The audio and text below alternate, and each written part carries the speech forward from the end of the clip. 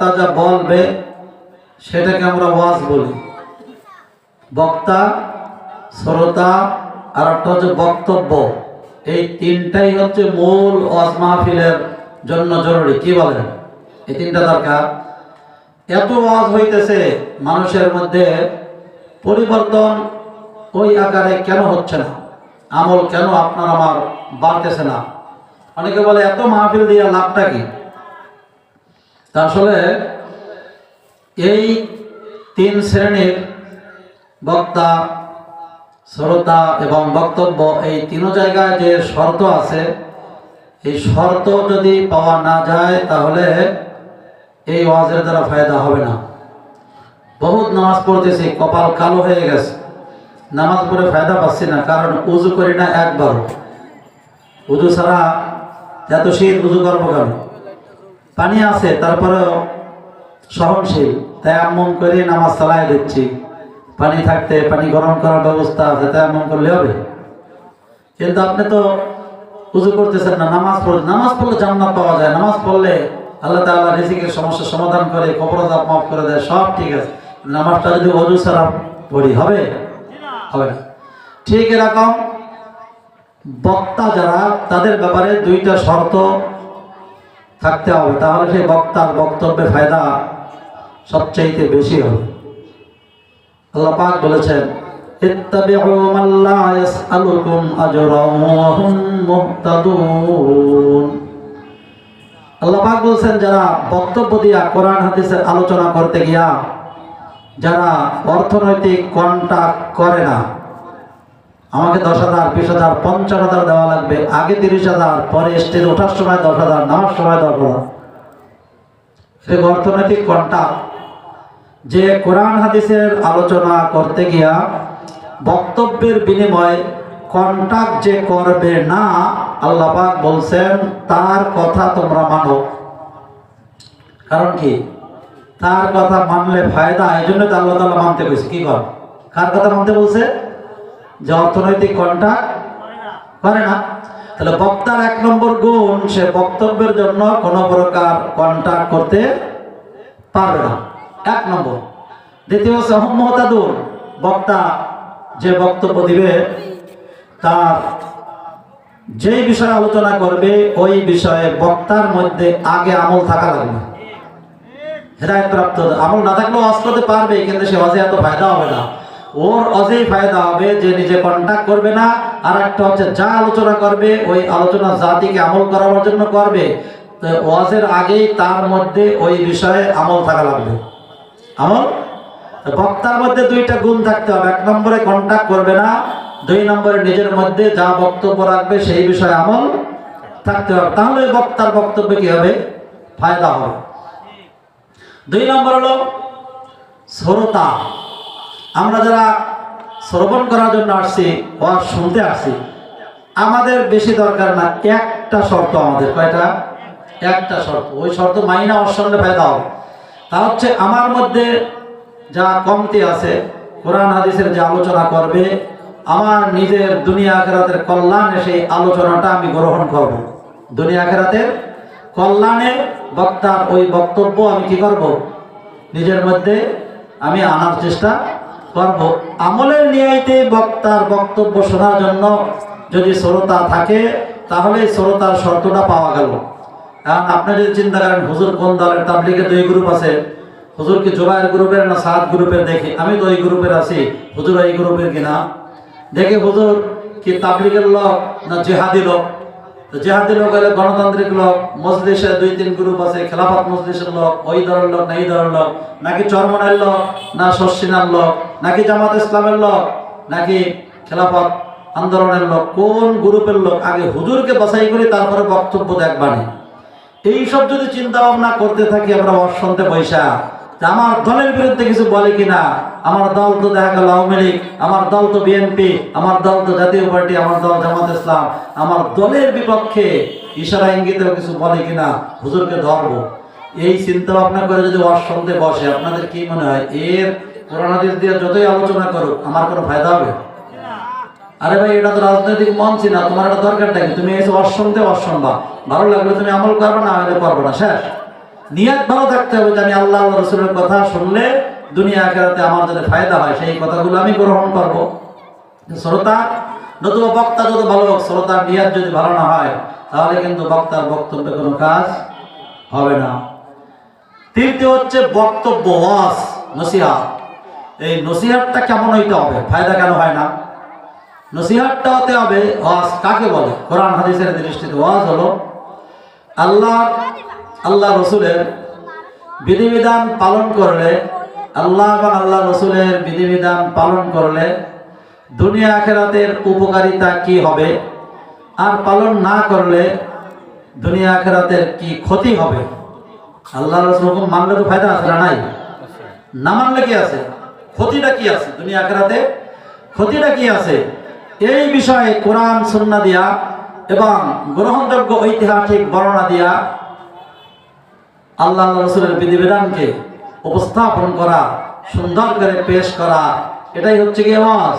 ওয়াজ হলো আল্লাহ রসুলের বিধিবিধান পালন করলে কি লাভ দুনিয়া আখিরাতে, আর পালন না করলে কি ক্ষতি, এই বিষয়টা বিস্তারিতভাবে কোরআন সুন্নাহ এবং বুজুর্গদের কথার মাধ্যমে জাতির সামনে পেশ করা, এটাই হচ্ছে গিয়া ওয়াজ। এটা কি ওয়াজ?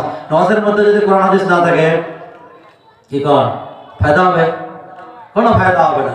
এই তিন জিনিস লাগবে দোস্ত, এ না হলে কিন্তু ওদের ফায়দা হবে না। বক্তার গুণ, শ্রোতার গুণ, বক্তব্যটা ভালো হইতে হবে, নতুবা যত বড় বক্তাও কাজে আসবে না। আমি যদি না মানি তাহলে কোনো ফায়দা হবে? কোনো ফায়দা আপনার হবে না। আমি সহিহ ইবনে হিব্বানের যে হাদিসটি আপনাদের সামনে তেলাওয়াত করা শুরু করেছিলাম, পুরো পড়ি নাই, সেখানে নবী করিম সাল্লাল্লাহু আলাইহি ওয়াসাল্লাম পুরা উম্মতকে, কিয়ামত পর্যন্ত যারা ঈমানদার উম্মত, সেই ঈমানদার উম্মতকে একটা কথা বলছেন যে তোমরা তো নামাজ, রোজা, হজ, যাকাত সব কাজ তোমরা করো, করলে পরে এগুলো তো আমাদের পুঁজি। যেমন নামাজ আছে, আমার রোজা আছে, আমার হজ আছে, আখিরাতের পুঁজি না এগুলো? এটা তো একবার আখিরাতের পুঁজি। এখন যদি এই পুঁজি দিয়া আমার দায়িত্বে আমি জান্নাতে যাইতে চাই, আল্লাহ নামাজ তো সারা জীবন পড়ছি, রোজাও রাখছি, হজও করছি, যাকাতও দিয়েছি, সত্য কথাও বলি, মসজিদও বানাই, সুদ খাই না, ঘুষ খাই না, এই দাড়ি রাখি, পাগড়ি মাথায় দিই, জুব্বা গায়ে দিই, সব তো ভালো কাজ করতে আসি আল্লাহ, তা আমার তো পুঁজি কম না। তারপরে আল্লাহ নবী বলেন যে তোমরা যদি তোমাদের দায়িত্বে নিজেদের ইবাদত বন্দেগী যা আছে সেইগুলা দিয়া নিজেদের দায়িত্বে যদি জান্নাতে যাইতে চাও, এইটা যাওয়া সহজ, নাকি যদি আমি নবী তোমাদেরকে জান্নাতে নেওয়ার দায়িত্ব আমি নবী গ্রহণ করি তাহলে উম্মত তোমার জান্নাতে যাওয়া সহজ? আপনারা কি বলেন? আমাদের দায়িত্বে জান্নাতে যাওয়া সহজ, না নবী যদি আমাদের দায়িত্ব নেয় তাহলে জান্নাতে যাওয়া সহজ? তাহলে আমরা যা পারতেছি ঈমান আনার পরে সব কাজ, জরুরি কাজগুলো সব করতে হবে, আর বর্জনীয় যেগুলা হারাম, কবিরা গুনাহ, মাকরুহ, তাহরিমি, এই জিনিসগুলা বর্জন করতে হবে। ফরজ, ওয়াজিব, সুন্নাতে মুআক্কাদা ছাড়া যাবে না, এগুলো তো চলবে। হারাম, কবিরা গুনাহ, মাকরুহ, তাহরিমা এগুলো বর্জন করতে হবে, এগুলো তো পালন করতেই হবে। এর সাথে সাথে আল্লাহ নবী বলেন যে আরো 6টা বিষয়ে আমি তোমাদেরকে দায়িত্ব দিচ্ছি, তোমরা যদি দায়িত্ব গ্রহণ করো। 6টা বিষয়। কয়টা? 6টা বিষয়। এই 6টা বিষয় যদি তোমরা দায়িত্ব পালন করো, মানে কি মৃত্যু পর্যন্ত যদি সর্বাধিক গুরুত্ব দিয়া এই 6টা কাজ করতে পারো, দায়িত্ব পালন করা হলো। আমি 6টা কথা মানতে বলতেছি, সব কিছু করার পর জরুরি, যদি ঠিকমতো পালন করতে পারো দায়িত্ব নিয়া, আমি নবী তোমাকে জান্নাতে নেওয়ার দায়িত্ব আমি গ্রহণ করলাম। তাহলে এখন আপনারা কি নামাজ বাদ দিয়া, রোজা বাদ দিয়া, হজ বাদ দিয়া ওই 6টার মধ্যে থাকবেন, না এগুলাও করবেন? ওগুলা করার ভিতরে ওগুলা কইরাও এগুলো দিয়ে জান্নাতে যাইতে গেলে ঘাপলা আছে, বাধা হইতে পারে। এগুলো তো করতে হবে। এরপরেও 6টা কাজ এমন আছে গুরুত্বপূর্ণ, যদি ঠিক মতো আমরা আমাদের দায়িত্বে পালন করি, আল্লাহর নবী আমাকে আপনাকে নবীর দায়িত্বে তিনি জান্নাতে পৌঁছায় দেবেন। রাসূল বলেন ইজমানুনি সিত্তাম মিন আনফুসিকুম আতুমাল্লাকুমুল জান্নাহ। ওয়া আমার উম্মতেরা, তোমরা যদি আমার কথা মতো নিজেদের পক্ষ থেকে 6টি কাজের দায়িত্ব গ্রহণ করো। আজীবন যদি গুরুত্বের সাথে এই 6টি কাজ তোমরা পালন করতে পারো, তাহলে শুনে রাখো, তোমার দায়িত্বে তোমার জান্নাতে যাওয়া লাগবে না। আজমাল্লাকুমুল জান্নাহ, আমি নবী তোমার জন্য জান্নাতের দায়িত্ব গ্রহণ করলাম। সব উম্মতকে বলছেন, যে উম্মতরা এই 6টা দায়িত্ব পালন করবে, আমি নবী তোমাদের জন্য জান্নাতে যাওয়ার দায়িত্ব গ্রহণ করব। নবীর দায়িত্বে আমাদের জান্নাতে যাওয়ার ইচ্ছা আছে না নাই? এটাই সবচেয়ে দোস্ত ভালো হয়। 1 নম্বর উসদুকু ইযা হাদাসতুম, সহিহ ইবনে হিব্বান 271 নম্বর বিশুদ্ধ সনদে বর্ণিত সহিহ হাদিস। রাসূল বলেন 1 নম্বর হলো যখন তোমরা কথা বলবা সত্য কথা বলবা। কি কইছে? যখন কথা বলবা সত্য কথা বলবা। সত্য বলতে বলতে তুমি যেন ভাইরাল হয়ে যাও, এই লোকটা আর যা করে করো সত্যি থেকে সরে না, সত্য কথাই বলে। এলাকায় ভাইরাল হয়ে যেতে হবে কিসের উপরে? সত্যের উপরে। কথা যখন বলবা সত্য কথা বলবা। রাসূল তো বলেন নাই 100 রাকাত তাহাজ্জুদ পড়বা। অথচ 100 রাকাত তাহাজ্জুদ পড়াও লোক অনেক পাওয়া যায়, কিন্তু সত্যের পরে অটল থাকবে সারা জীবন, এইরকম লোক কম পাওয়া যায়। এজন্য আল্লাহ নবীর কথা যখন বলবা সত্য কথা বলবা, মিথ্যা কথা বলবা না। সারাটা জীবন সত্যের পরে যদি মজবুত থাকতে পারো, আমি নবী আমার দায়িত্বে তোমাদেরকে জান্নাতে পৌঁছায় দেব। সত্য কথা মাঝে মাঝে ঘুরাইয়া বলার সুযোগ আছে, বিশেষ কারণে সত্য কথা ঘুরাই বলা যায়। নিজের স্ত্রীর কাছে বলা যায়, জীবন বিপন্ন হয়ে যাচ্ছে, জান চলে যাচ্ছে, এখানে গিয়ে সত্য কথা ঘুরাইয়া গিয়ে দোস্ত বলা যায়। দুইজনের মধ্যে আপোষ মীমাংসা করার জন্য গ্যাঞ্জাম হয়ে গেছে, আপোষ করাই দেওয়ার জন্য একটু কথা এদিক সেদিক করে দোস্ত বলা যায়, ঘুরাইয়া বলা যায়, সুযোগ আছে। এরকম বিপদে না বললে তো বোঝা যায় না। হযরত আবু বকর সিদ্দিক রাদিয়াল্লাহু তাআলা আনহু নবীজি সাল্লাল্লাহু আলাইহি ওয়াসাল্লামের সাথে হিজরত করে মক্কাতে মদিনায় যাইতেছিলেন। প্রতিমধ্যে কাফেরদের একজন জিজ্ঞাসা করতেছে, আবু বকর তোমার সাথে এই মুরব্বি এই লোকটা কে? আল্লাহ নবীকে চেনে না, জিজ্ঞাসা করছে এই লোকটা কে? এখন আবু বকর বলে দেয় তো মুহাম্মদ, যারা খোঁজ দিয়ে আইছে। সত্যি কথা তো, এই সত্যি কথাটা বললে কারণ আবু বকর তো সিদ্দিক মানে মহাসত্যবাদী। মহাসত্যবাদী কি মিথ্যা কথা হবে নাকি? এই সত্য কথাটা বললে ওর কাছে অস্ত্রপাতি আছে, রাসূলের কল্লা নিয়ে গেলে তো 100 লাল উট পাবে। তাহলে যদি আবু বকর সিদ্দিক এই জায়গায় সত্যি কথা কয় ডাইরেক্ট, রাসূলের জান বাঁচে। আর যদি মিথ্যা কথা কয়, এই লোক এমনি একটা লোক আমার সাথে যাচ্ছে, ব্যবসায় যাচ্ছে খাদেম, তাহলে আবু বকর সিদ্দিক মহাসত্যবাদী থাকে না, মিথ্যাবাদী হয়ে যায়, বিপদে পড়ে গেছে না? হযরত আবু বকর সিদ্দিক বলেছেন, হাদা রাজুলুন ইয়াহদি বিস-সাবিল, এই এমন একটা লোক, এই লোকটা আমাকে রাস্তা দেখায়। কি দেখায়? রাস্তা দেখায়। এইবার ওনার এই কথার দুইটা অর্থ, উনি একটা উদ্দেশ্য নিয়েছে, শ্রোতা আর একটা বুঝছে, তুমি আর একটা বুঝছো কেন, এর জন্য দায়ী তুমি। আমি মিথ্যাবাদী না, আমার কথা দুইটা অর্থ ঠিক। এই লোকটা আমাকে কি দেখায়? রাস্তা দেখায়। ও মনে করছে পাহাড়ের পথ দিয়ে যায়, আবু বকর ব্যবসা করার জন্য যাবে, তার রাস্তা চেনে না, টাকা দিয়ে এই লোকটারে ভাড়া করছে, তাই তো বলতেছে রাস্তা দেখায়। এ মোহাম্মদ না, এ বুঝছে রাস্তা দেখায়, যা বলছে আরবিতে তাই। আবু বকর সিদ্দিক বুঝাইছে এই লোকটা আমাকে জান্নাতের রাস্তা দেখায়। সেটাও তো একটা রাস্তা না? এই কথায় কি হলো? ও বুঝছে পাহাড়ের রাস্তা দেখায়। আবু বকর সিদ্দিকের মিথ্যা হইল না, নবীর জান বেঁচে গেল, নিজেও সত্যবাদী থাকলো, নবীর জীবনটাও বেঁচে গেল, আবার মিথ্যা হইল। এই যে পরিস্থিতির কারণে একটু ঘুরিয়ে বলছে। আপনি কি বলবেন আবু বকর মিথ্যা কথা বলছে? মিথ্যা কথা বলে। বদরের যুদ্ধে আল বিদায়া ওয়ান নিহায়া কিতাবের মধ্যে আছে, বদরের যুদ্ধ হয়েছিল ইসলামের ঐতিহাসিক, যে যুদ্ধে নবী করিম সাল্লাল্লাহু আলাইহি ওয়াসাল্লাম সেনা প্রধান ছিলেন, আল্লাহ পাক ঐতিহাসিক বিজয় দিয়েছেন। সেই যুদ্ধে যাওয়ার পথে বদর প্রান্তর মদিনার মাঝখানে এক জায়গায় রাত্রে অবস্থান করতেছিলেন, ঘুরতে বের হয়েছেন পায়চারি করে পরিস্থিতি দেখার জন্য। ওদের পক্ষ থেকে একজন বুড়া, সেও গোয়েন্দাগিরি করার জন্য বের হয়েছে রাত্রিবেলা। এবার কথা হচ্ছে, কে তোমার পরিচয় কি? এ বলছে পরিচয় দাও। বলছে তোমার পরিচয় দাও। বলছে আমি অমুক মুরব্বী, আমি খোঁজ খবর নেওয়ার জন্য আসছি, তোমার পরিচয় দিতে হবে। আল্লাহ নবীকে বলতেছে তুমি কে? ওদের গোয়েন্দা, কাদের? মক্কা মুশরিকদের দ্বারা যে যুদ্ধ করতে আসতেছে। মিনাইনা আনতুমা, তোমরা সাথে আবু বকর সিদ্দিক সাথে একজন ছিল নবী করিমের। বলছে যে তোমরা কোত্থেকে আসছো, তোমাদের আবির্ভাব কোত্থেকে হয়েছে? যদি কয় মক্কা থেকে আসছি, জিজ্ঞাসা করছে কোত্থেকে আসছো, বা কোন বংশের থেকে তোমার জন্ম হয়েছে, কোথ থেকে আসছো যে আরবি। এইবার যদি কয় কুরাইশ বংশের, আইসি মক্কা থেকে, আমি মোহাম্মদ, পরিচয় যদি এইভাবে দেয়, তাই কি বলেন, বিপদে পড়বে না? নবী কি মিথ্যা কথা বলবে নাকি? মিথ্যা কথা বলবে? কিন্তু সত্য কথা তো বলতে পেরেছে। সত্য কথা বললে নবীর দায়িত্বে জান্নাতে যাওয়া। এখন নবী তো নিজে এমন এক প্রশ্নের সম্মুখীন, এইবার সরাসরি সত্য কথা বললে তো সমস্যা।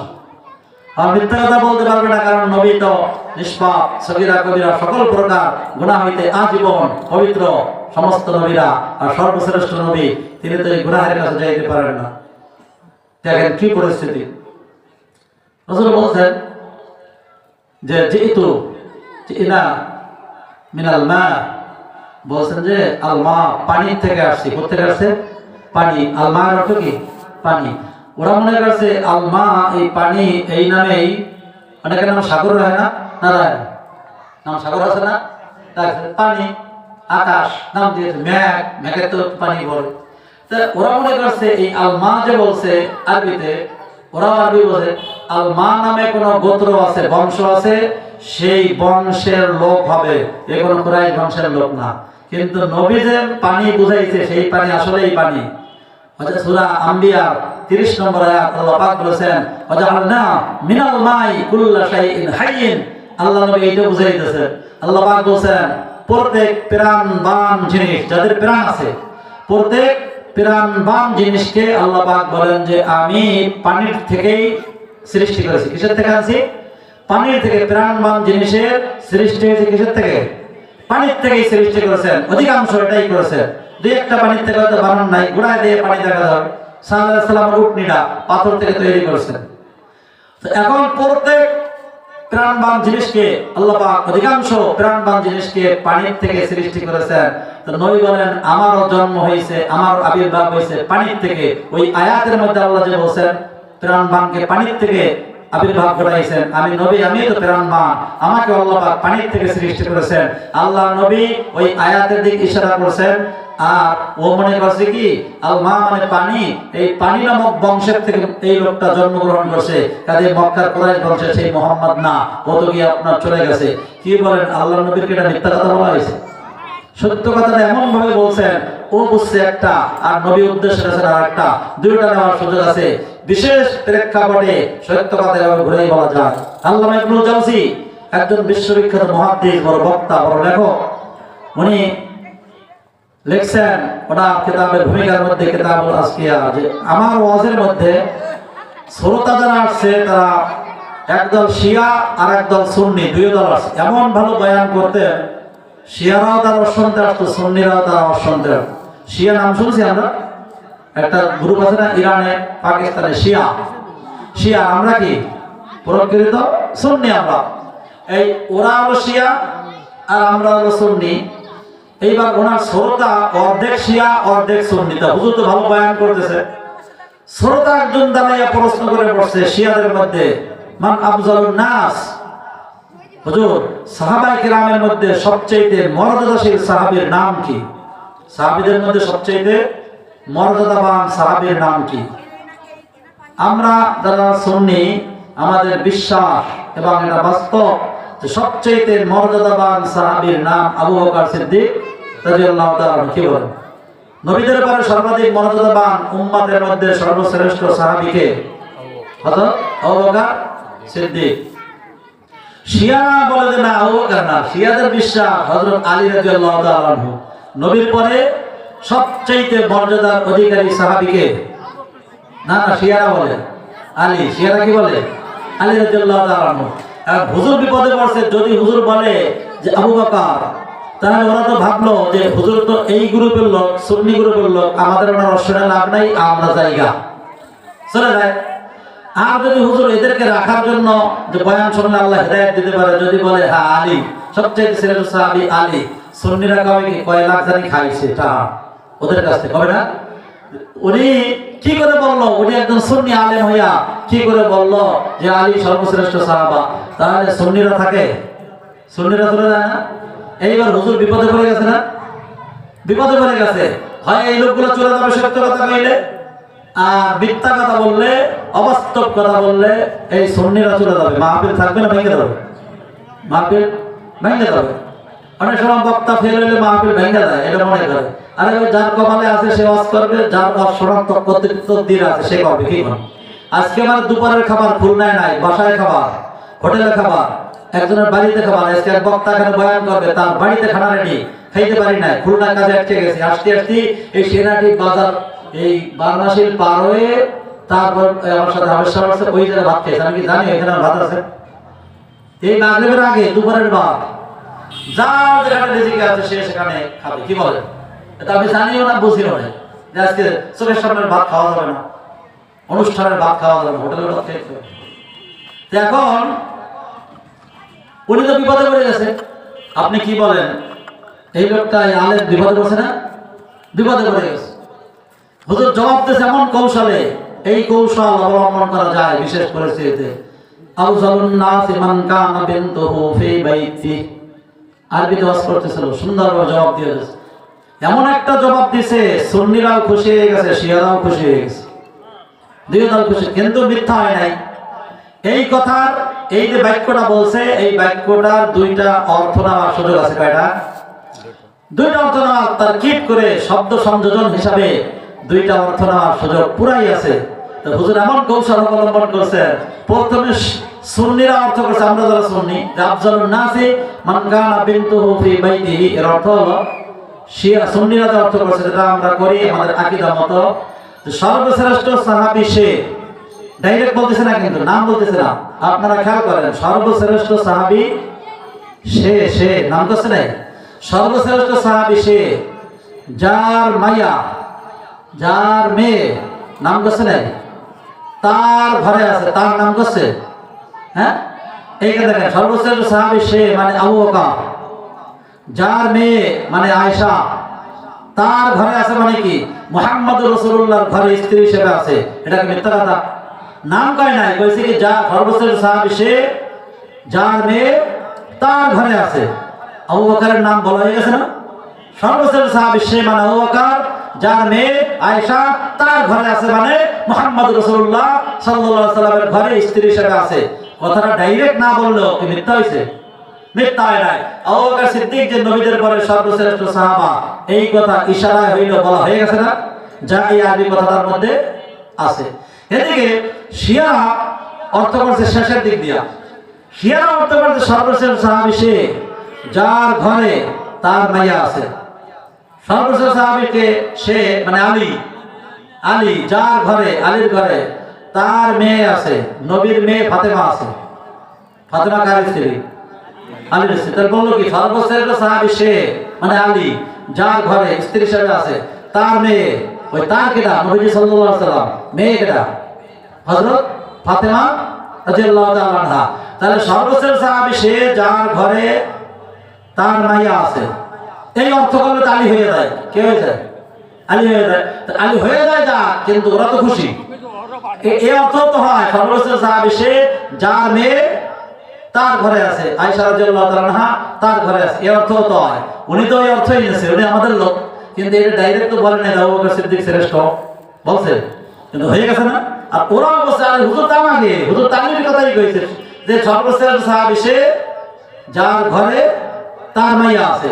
তালির ঘরে তো নবীর মেয়ে ফাতেমা আছে, এই তালির কথাই কইছে না, একটু ঘুরেই বলছে, সমস্যা নেই। কি কম খুশি হয়ে গেছে?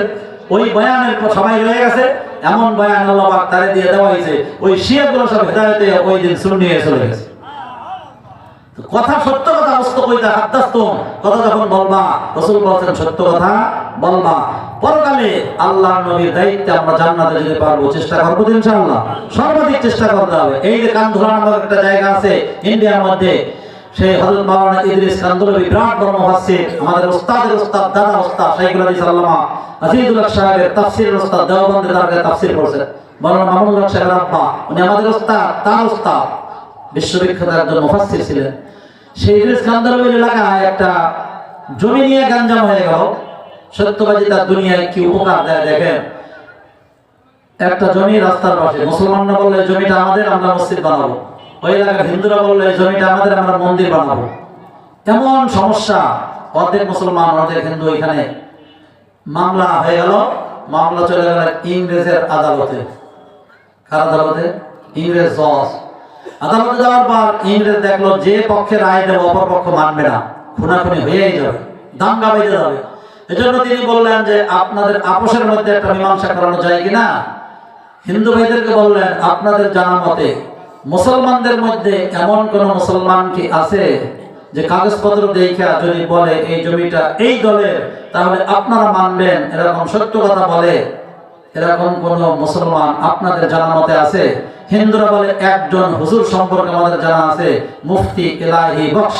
মুফতি ইলাহি বখশ ওই হুজুর যদি কাগজপত্র দেখা বলে এই জমিটা মুসলমানদের, আমাদের কোনো দাবি নাই। কারণ হচ্ছে ওই লোককে কোনোদিন আমরা মিথ্যা কথা বলতে শুনি নাই, কোনোদিন মিথ্যা কথা বলতে শুনি নাই। কাগজপত্র তাকে জজ সাহেব দিয়ে দিলেন। পরের সপ্তাহে আবার উপস্থিত সবাই, মুসলমানরা তাই খুশি, নারায়ণ তাকবীর দেওয়া শুরু করছে। মুফতি সাহেব কি মসজিদের বিপক্ষে যায়? এ তো কবে এটা মুসলমানদের কাগজ না পাইলো, কবে এটা মসজিদ হবে না? খুশিতে নারায়ণ তাকবীর দিয়ে আদালত গরম করে ফেলাইছে। বলছে মুফতি সাহেব এই জমিটা কাদের? কাগজপত্র তো দেখলেন, বলেন দেখি। কাগজপত্র বলতেছে এই জমিটা হিন্দুদের, এই জমিটা মুসলমানদের না। উনি কি মিথ্যা কথা বলেন? সত্যি কথা বলে দিয়েছে। বলার পরে এবার জজ সাহেব উনি রায় লিখতেছেন, মামলার রায়। মামলা যে আজকের মামলায় মুসলমান হেরে গেছে। জমি পাইছে নাকি মুসলমানরা? পাই নাই। আজকের মামলায় মুসলমান হেরে গেছে, ইসলাম জিতে গেছে, ইসলামের বিজয় হয়েছে। মুসলমান হেরে গেছে, বিজয় কার হয়েছে? ইসলামের বিজয় হয়েছে। কারণ ইসলাম সত্যের পক্ষে, সত্যের পক্ষে থাকতে গিয়া একটা মসজিদ হচ্ছে না, তাতে ইসলামের কিচ্ছু যায় আসে না। মসজিদ বানাই দিলে ইসলাম মিথ্যার আশ্রয় নেবে না। এই জন্য বলছে মুসলমান আজকের মামলা হেরে গেছে, কিন্তু ইসলামের বিজয় হয়েছে। কার বিজয় হয়েছে? ইসলামের বিজয় হয়ে গেছে। এই রায় যখন এসছে, ওই হিন্দুরাও বলছে মাননীয় আদালত আমাদের একটা রায় শোনেন, যেই ধর্ম সত্যবাদিতাকে, সত্যকে প্রতিষ্ঠা করার পক্ষে একটা মসজিদ হবে না, কিচ্ছু যায় আসে না, সত্যের পক্ষে আছে, এই ধর্ম এত ভালো, এটা আমাদের বুঝে আসছে। ওই ধর্ম যিনি দান করেছেন রব্বুল আলামিন, সেই আল্লাহ তাআলার উপরে কলেমা পড়া আমরা মুসলমান হয়ে সেই ধর্ম আমরা গ্রহণ করলাম। যেই ধর্ম সত্যের পক্ষে, আমরা সেই ধর্মের পক্ষে চলে গেলাম। আমরা হিন্দু থেকে কলেমা পড়া আমাদের সিদ্ধান্ত শুনে এলাম, আদালত প্রাঙ্গণে আমরা সবাই মুসলমান হয়ে গেলাম। আর শুধু তাই না, যেই টাকা দিয়ে মন্দির বানাইতাম, যদি রায় পাইতো মন্দির বানাইতো না? যেই টাকা দিয়ে এই জায়গায় জমিটা পাইলে মন্দির বানাইতাম, ওই টাকা দিয়ে আমরা মসজিদ বানাবো।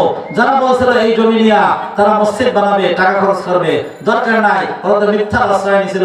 এই জন্য ওই মুসলমানদের টাকা দরকার নাই, আমরা যারা নব মুসলিম আমাদের টাকা দিয়া আমরা কি করবো, এইখানে আমরা মসজিদ বানাবো। আপনি চিন্তা করেন, যদি ওই মুফতি সাহেবদের মিথ্যা কথা কইতো যে এই জায়গাটা মুসলমানদের, হয়তো রায় হয়ে যাইতো, একটা মসজিদ হয়তো। এই হিন্দু ভাইদের কপালে কি মুসলমান অজড়ত? মুসলমান অজড়ত না। এক নম্বর হাদ্দাস্তুম, যখন কথা বলবা আল্লাহ নবী বলেন সত্য কথা বলবা, সত্যের পর অটল থাকবা, এমন ভাবে সত্য বলবা মুহাদ্দিসিন ইকরাম বলছেন ভাইরাল হয়ে যাবা। সবাই যেন বলে ওই এলাকায় একটা মানুষ আছে সত্য কথা বলে, আর কারণ ব্যাপারে বিশ্বাস হয় না, কিন্তু এই লোক সত্যের থেকে নড়বড় হয় না। এজন্য আমরা সত্যের পক্ষে থাকবো, মিথ্যার পক্ষে থাকবো না। কথা বললেই আমরা কি বলবো? সত্য কথা বলবো। বিশেষ পরিস্থিতি হইলে তখন সেটা ভিন্ন কথা। এক। দুই নম্বর, আর যখন তোমরা ওয়াদা করবা, ওয়াদা বলেন প্রতিশ্রুতি দেবা, কাউকে এটা করবো এটা করবো, এই যে নির্বাচন সামনে আসতেছে, কত ওয়াদা। ওয়াদা যখন করবা এইটাকে সঠিকভাবে পূরণ করবা। 5 তারিখে চাল দেবা, টাকা দেবা, দোকান থেকে চাউল আনছো, ধার করে এনে দেবা, বেতন না পাইলেও দেবে। এই লোক ধার করে ওয়াদা ঠিক রাখে। এমন হয়তো যে এই লোকটা ওয়াদা খেলাপ করে না, কাজে তাকে কিছু বাকি দেওয়া যায়, তাকে কিছু ধার দেওয়া যায়। যে ওয়াদা করবে, প্রতিশ্রুতি দিবে, যখনই ওয়াদা করবা আল্লাহ বলেন এই ওয়াদাটা সঠিকভাবে নির্ধারিত টাইমে তোমরা পূরণ করবা। এই নীতির পরে যদি মৃত্যু পর্যন্ত সর্বাধিক গুরুত্ব দিয়ে মজবুত থাকতে পারো, আল্লাহ বলেন আজমাল্লাকুমুল জান্নাহ, তাহলে আমি তোমাদের দায়িত্বে, তোমাদেরকে আমার দায়িত্বে আমি জান্নাতে নেওয়ার দায়িত্ব আমি নবী গ্রহণ করলাম। হযরত ওমর রাদিয়াল্লাহু তাআলা আনহু সময় একজন ধরা পড়ছে অগ্নিপূজক হুরমুজান নাম। হুরমুজান সেনাপ্রধান, ইসলামের বিরুদ্ধে যুদ্ধ করতে আসছে, মুসলমানদের শেষ করার জন্য, ইসলামকে শেষ করার জন্য গ্রেফতার হয়ে গেছে। গ্রেফতার হয়ে গেলে দাওয়াত দিয়ে ইসলাম গ্রহণ করো, শান্তি পাবা। গ্রহণ করলে কি যুদ্ধ করতে এসে আপনাদের বিরুদ্ধে? তাহলে ট্যাক্স দিয়ে থাকতে হবে, তাও পারবো না। তাহলে গলাদার পাতা তোমার কল্লা উড়াই দেবে, তোমার জেলখানে ফিরি খাবার 5 বছর খাওয়াবো, অত দরকার নেই। অল্পতে 5 মিনিটের মধ্যে ফয়সালা, যুদ্ধের ময়দানে ধরা পড়লো। এইবার জল্লাদ হাজির হয়ে গেছে, কল্লা উড়াই দেবে, এটা ইসলামের বিধান, দাও কল্লা উড়াই দেবে, জল্লাদ হাজির। ওমর রাদিয়াল্লাহু আনহু জিজ্ঞাসা করছেন, তোমার শেষ কোনো দাবি আছে কি? ফাঁসির আসামি জিজ্ঞাসা করেন, শেষ দাবি তোমার আছে কিনা? হ্যাঁ, এরশাদ শিকদার আমি ফাঁসির কাজটা আমি তওবা করাইছিলাম 1.5 ঘন্টা। দিনের বেলা জিজ্ঞাসা করছে, খাবার ব্যাপারে আপনার শেষ দাবি কি আছে? বলছে, বড় একটা রুই মাছ, এত বড়, ভুনা করে দিতে হবে, তার ফ্যামিলি দুপুরে খাওয়ার টাইমে দিয়েছে, এইরকম বিরাট 5 না 4 কেজি হলো, তো তার ফ্যামিলির জন্য দেওয়া তো ব্যাপার না। আর তওবা করার পর 15-16 মিনিট বাকি, তখন ছিলাম সব জিজ্ঞাসা করছে, আপনার শেষ দাবি কি? এরশাদ শিকদার বলছে, আমি সরাসরি খালেদা জিয়া যখন ক্ষমতায়, তার সাথে একটু কথা বলতে চাই। উনি গিয়া ডিসি সাহেবকে বললেন, ডিসি সাহেব তো ফাঁসির মঞ্চের কাছে বসা, যেখানে রশি টসি রেডি করা। বললেন, স্যার এই কথা বলতেছো, বলে তোরা আল্লাহ বিল্লাহ করতে খাও, কলেমা পড়তে দেয়, 15 মিনিটে ওই জায়গার থেকে এখানে খালেদা আসবে বা এনাকে নেওয়া হবে, এরকম কোনো যানবাহন বাংলাদেশে নাই। 15 মিনিট সময় আছে, আল্লাহ বিল্লাহ করতে খাও, এটা হবে না। কিন্তু শেষ দাবি করছে তো, ঠিক করছে না? শেষ দাবি করছে তো, বলছে যে হ্যাঁ আমার শেষ দাবি আছে। ওমর রাদিয়াল্লাহু আনহু বলছেন যে আমি 1 গ্লাস পানি খাইতে চাই। কি খাইতে চাই? 1 গ্লাস পানি খাবে, পানি। 1 গ্লাস পানি দেন আমারে, পানি দিতে, পানি খাও না কেন? পানি খাবো কি? জল্লাদের তলোয়ার আমার কল্লার উপর, যদি আমি পানি খাইতে যাই, খাওয়া শেষ হবে না, আমার কল্লা উড়াই দেবে। হয়তো তোমার রাদিয়াল্লাহু তাআলা আনহু ওয়াদা করলেন, তোমার এই পানি খাওয়া শেষ হবে, তারপরে কল্লা কাটা হবে, এর আগে কাটা হবে না। ওয়াদা করলেন কি? অর্ধজাহানের খলিফা এই পানি না খেয়ে পানি ফেলাই দিয়েছে বালির মধ্যে, বালির মধ্যে ফেলাই দিয়েছে। তো ফেলাই দিলে এই পানি আরো খাইতে পারবে? খাওয়া কায়দা? ওমর রাদিয়াল্লাহু তাআলা বললেন, যেহেতু আমি ওয়াদা করেছিলাম এই পানি খাওয়া হবে, তারপর তোমার কল্লা উড়ানো হবে, পানি খাওয়ার তো কায়দা নাই, তুমি একটা প্রতারণা করো, যা করো না করো, আমি তো ওয়াদা করছিলাম এই পানি খাবা, তারপরে মারা হবে, খাওয়ার লাইন নাই, যাও তোমাকে বেকসুর খালাস দিয়ে দিলাম, মুক্ত করে দিলাম।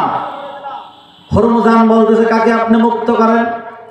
ইসলামের সবচেয়ে বর্তমান যুগের বড় দুশ্মন হচ্ছে আমি সেনাপ্রধান, ইসলামের বিপক্ষের অগ্নিপূজকদের সেনাপ্রধান আমি। আমরা তো হইলে 100 টুকরা করতাম, যে ধোঁকাবাজি কেন করলে?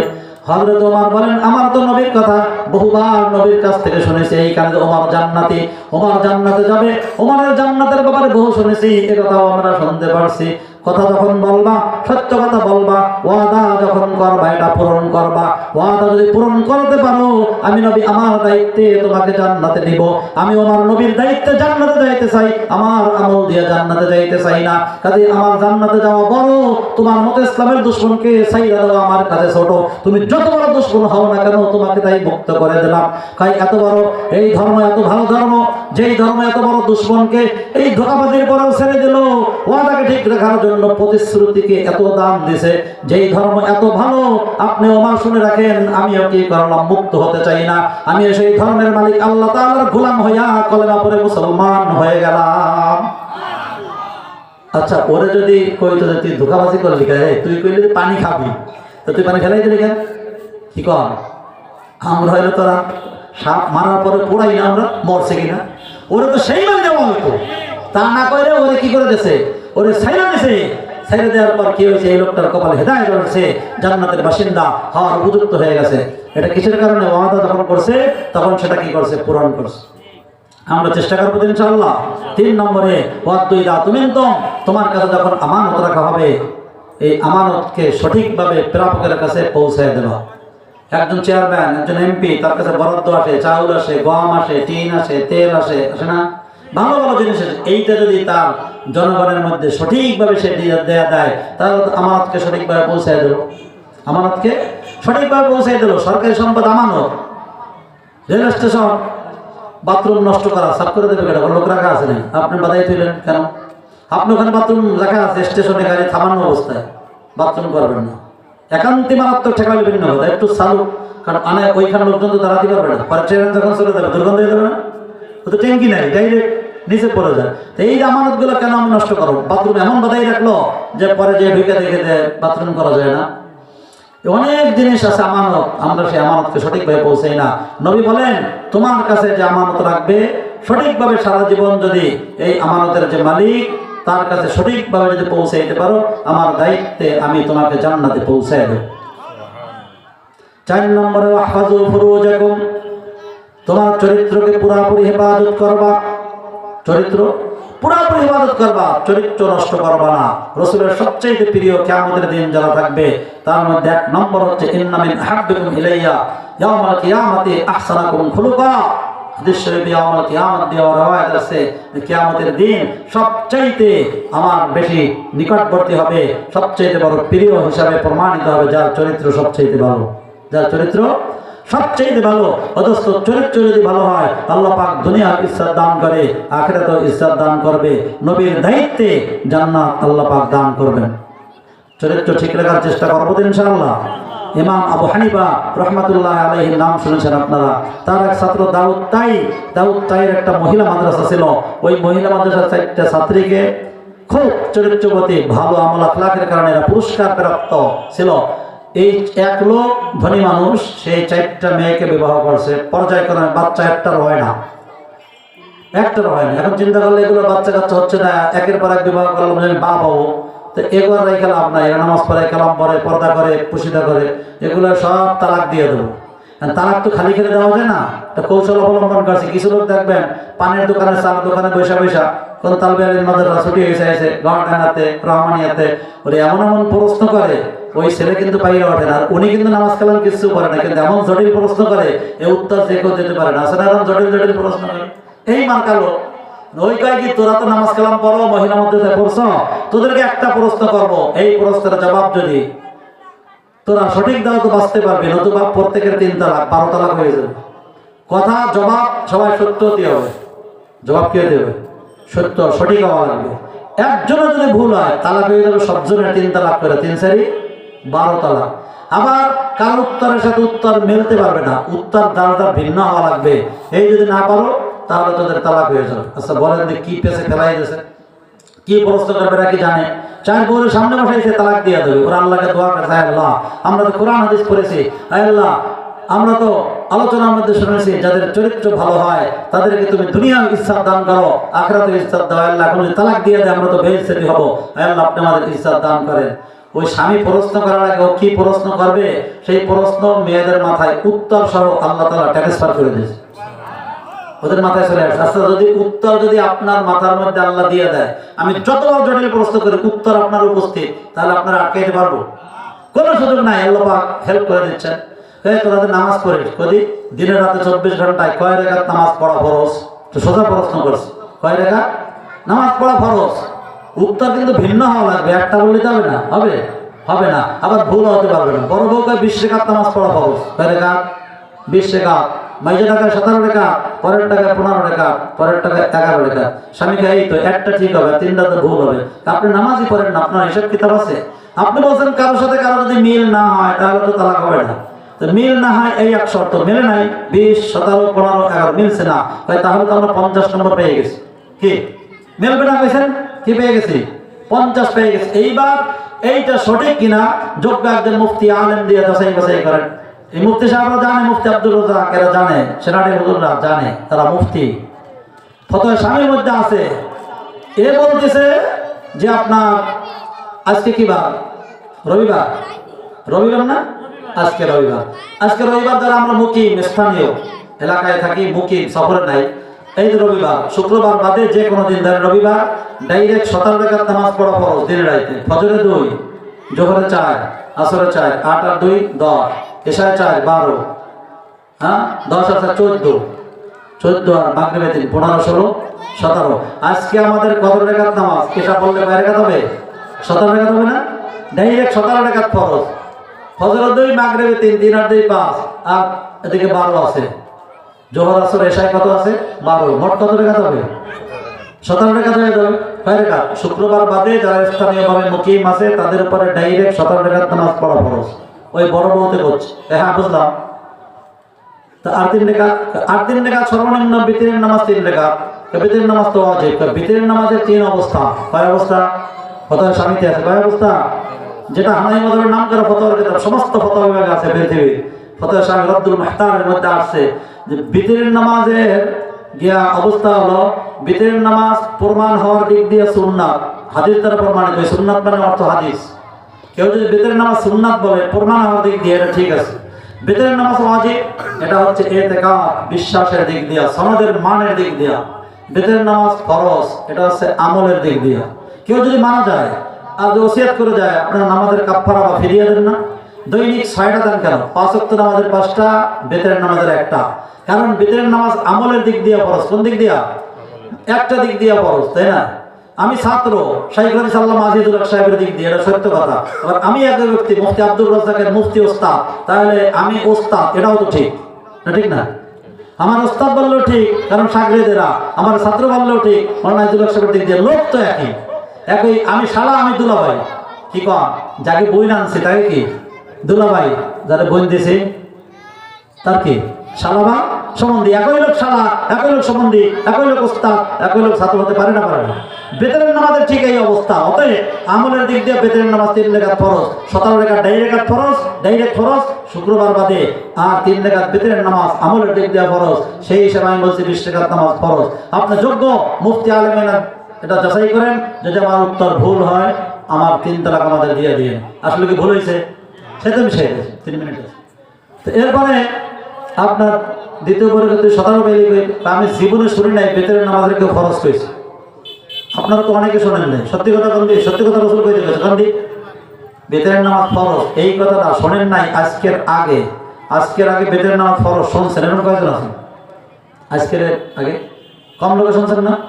হ্যাঁ, এই বউকে আমি জীবনে শুনি নাই বেতনের নামাজের কেউ ফরজ করেছে, আমি কখনো শুনি নাই। কাজে আমি তো ডাইরেক্ট বলছি শুক্রবার বাদে ডাইরেক্ট 17 রাকাত নামাজ পড়া ফরজ। যারা মুকিম তাদের জন্য 17 রাকাত ফরজ। এইরকম জোরাতালি দিয়া বেতের ফরজ আমি কইনি। আমার ঠিক আছে, তুই 15 কইলি কেমন? আপনি খেয়াল করেন নাই? এরা 2 জন শুক্রবার বাদ দিয়ে কইছে। শুক্রবার বাদ দিয়ে কইছে কেন? শুক্রবার জোহরের জায়গায় 4 রাকাত ছিল, শুক্রবার জুমায় কয় রাকাত ফরজ? 2 রাকাত। আমাদের আগের 2 জনের ডাইরেক্ট তো 17 রাকাত ফরজ। এইটা যদি শুক্রবার হয় তার 2 রাকাত কমে 15 রাকাত হবে না? ফজরে 2, জুমায় 2, 4, আসরে 4, 8, এশায় 4, 12 আর মাগরিবের 3, কত হলো? 15। তা আমার উত্তর ঠিক আছে, আমার আগের 2 জনের সাথে মেলে নাই। তুই 11 কইলি কোনতে? কয় মুকিম, মুকিম কয় শোনেন নাই? মুসাফির আর একটা শব্দ আছে, কি আছে? মুসাফির। তো মুসাফিরের ব্যাপারে তো আল্লাহর বিধান আছে, যা দরাবতুম ফিল আরদি ফালাইসা আলাইকুম জুনাহুন আন তাকসুরু মিনাস সালাহ।